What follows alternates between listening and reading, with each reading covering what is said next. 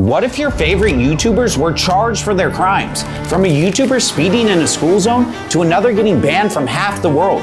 I'm breaking down their craziest moments and the legal consequences, starting with Mr. Beast. In December 2022, Mr. Beast uploaded a video that skyrocketed to over 1.4 billion views. In it, he challenges someone. If I give you $300, would you fly to Paris and bring me back a baguette? Flight included? Yes. He's thinking about it.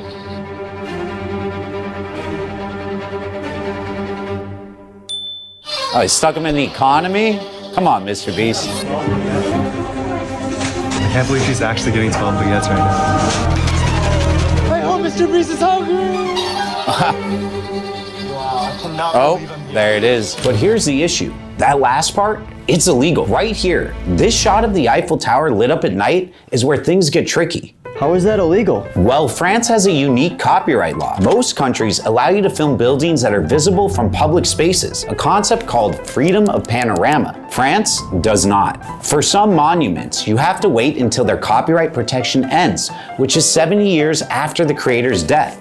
The Eiffel Tower's copyright actually expired in 1993, but the lights they added in 1985 are still protected. What does that mean? Well, as a tourist, taking a photo for personal use is totally fine. But if you're a YouTuber like Mr. Beast, using footage of the lights to make money through views on the video violates French copyright law. So technically, Mr. Beast broke the law. And if the company that operates the Eiffel Tower decided to enforce it, he could face fines up to 300,000 euros and up to 3 years in prison. Do you think they'll actually go after him? I mean, probably not, as they don't seem overly concerned with enforcing the rule. And even if they did, he likely wouldn't face any fines and would instead just receive a cease and desist letter asking him to take the video down. However, the same cannot be said for some of the YouTubers I'll be covering later in this video who committed much more serious crimes, such as a YouTuber who physically assaulted someone and another who put his cameraman and many others in serious danger. But first, I want to talk about a YouTuber who may have gotten himself banned from half the world. It's the second half of 2024, and insanely popular YouTuber IShowSpeed is traveling the globe on a chaotic world tour. From crashing a tuk-tuk in Thailand, to sparring in Greek street boxing matches, and even learning the hard way why you shouldn't enter the personal space of a dog in South Korea. Oh man.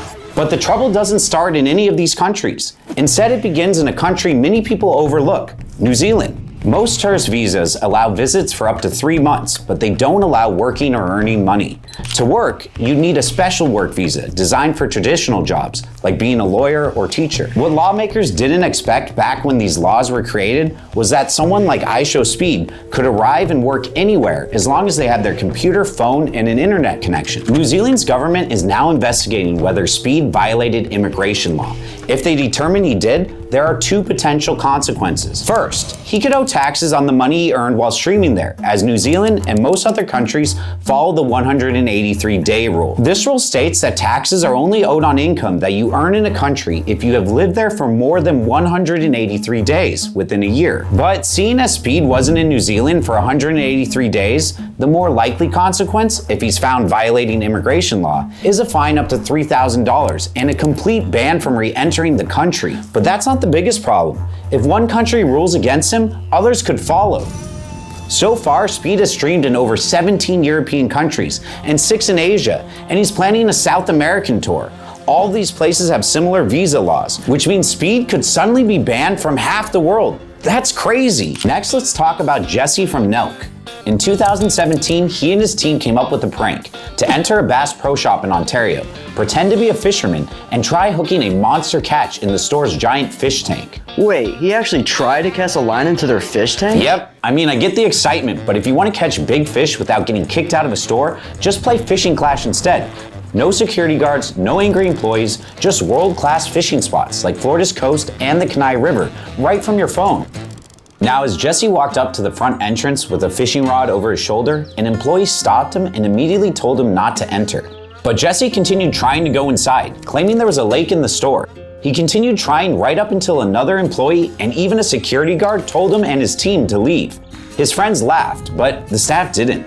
He needs better friends. I actually heard he left the Nell group, kind of like how you dropped our group call after I beat you in Fishing Clash. Playing with friends, family, and 50 million other people in daily events and competitions is what I love about Fishing Clash. While most people would have gone straight home after being asked multiple times to leave, Jesse didn't. Instead, he and his team lingered in the parking lot, laughing about the situation with fans, prompting the security guard to tell him to leave again. This is a problem because under Canadian law, this parking lot is still considered private property, and if you refuse to leave private property after being told to do so, you're breaking the law by trespassing. Speaking of big, that's another reason I love playing Fishing Clash. I can upgrade my rod and equipment, collect rare lures, and aim to catch the biggest fish from over 100 different species.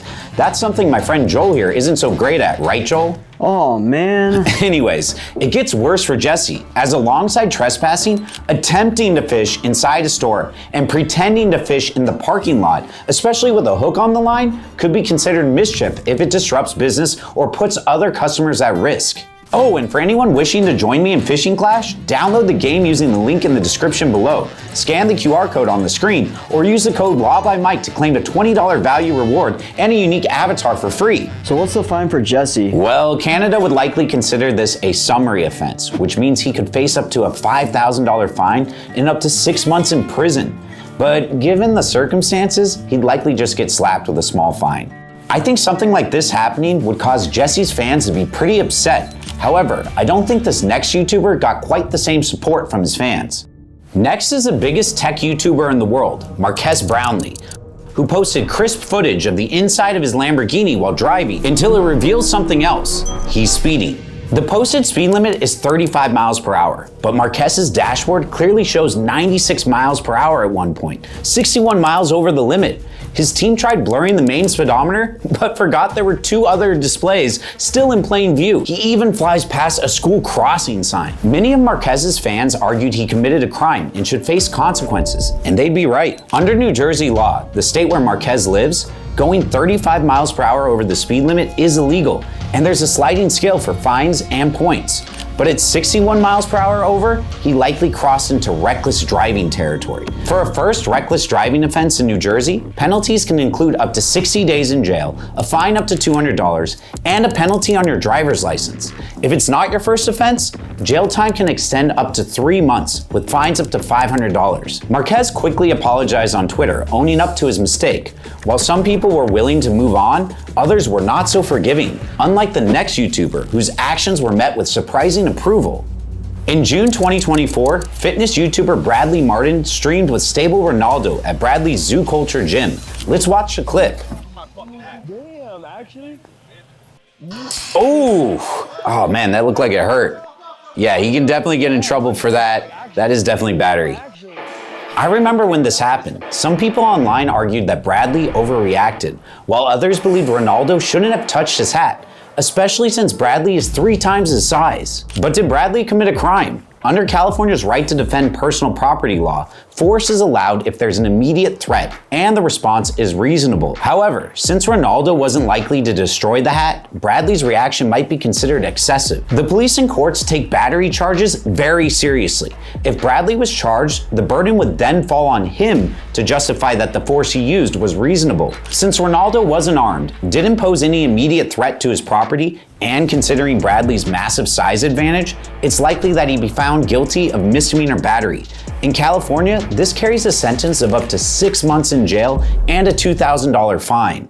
Up next is Juan Gonzalez, a YouTuber who went viral for his prank video, cutting people's earphones, then giving them AirPods. In the video, Juan sneaks up on college students, snips their headphones without them noticing, and then offers a replacement, sometimes a similar pair, but often a pricier upgrade like AirPods Max. The video took off, sparking a trend. Creators like Young Mooch and Ben Asler jumped on board, posting dozens of similar videos that racked up millions, if not billions of views. For most students, losing cheap headphones in exchange for an expensive upgrade might seem like a win. Thank you. It's okay. But legally, it's a different story. In Missouri, where Juan often films, intentionally damaging property worth under $750 is a Class B misdemeanor, punishable by up to 6 months in jail and a $1,000 fine. And that's not the only legal issue here. According to Missouri statutes, you can be charged with assault if you place someone in fear of imminent harm.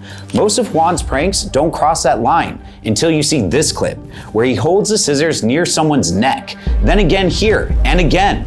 No one was physically hurt, but from the victim's perspective, it could feel like a serious threat. So Juan could be charged with 4th-degree assault, a Class A misdemeanor carrying up to a year in jail and a $2,000 fine. As expected, these pranks have stirred up major backlash online, but the outrage these YouTubers face is nothing compared to the next creator. On December 4th, 2024, Haley Welch, better known as Hawk2a Girl, launched her Hawk crypto coin. Its market value skyrocketed to $491 million, but crashed 95% within 12 hours, dropping to $60 million. Why is this a problem? Crypto is risky, but investors are now suing Haley, accusing her of a pump and dump scheme, where creators hype up a coin, drive up its price, then sell their shares for a quick profit, leaving others with worthless tokens. If prosecutors prove Haley intentionally scammed her fans, she could face securities fraud charges. Under the Securities Exchange Act of 1934, that can mean up to 20 years in prison and fines up to $5 million. However, as a first-time offender, her punishment would likely be closer to the average for securities fraud, around 46 months in prison. There's debate over whether Haley fully understood her actions, but when it comes to this next YouTuber, the internet agrees. Their crimes were completely out of line. On October 6, 2024, Jack Doherty drove his $200,000 McLaren through the wet streets of Miami with his cameraman Michael David filming. It started innocently until Jack started scrolling his phone at the wheel. Under Florida Statute 316.306, looking at your phone while driving is a non-criminal infraction. A first offense usually means a $30 fine plus court fees, while a second offense can bring a $60 fine, court fees, and a penalty on your driver's license. However, Jack's actions went way beyond just texting. He was also speeding. This combination led to him losing control on the wet road, crashing, and completely totaling his McLaren. Jack walked away without a scratch, but Michael wasn't as lucky. He suffered a serious head injury. Despite this, Jack insisted that Michael keep filming. You have to film on that phone too. Because Jack was allegedly speeding and texting, he could face reckless driving charges under Florida Statute 316.192. For a first-time offense, that's a misdemeanor, with up to 90 days in jail and fines up to $500. However, Michael's injury could escalate it to a 3rd-degree felony, punishable by up to 5 years in prison and $5,000 in fines. And that's the reality of how real-life actions can lead to serious legal consequences, even for YouTubers. Thanks to Fishing Clash for supporting this channel. Check them out in the description below. And for more videos like this one, click here or there.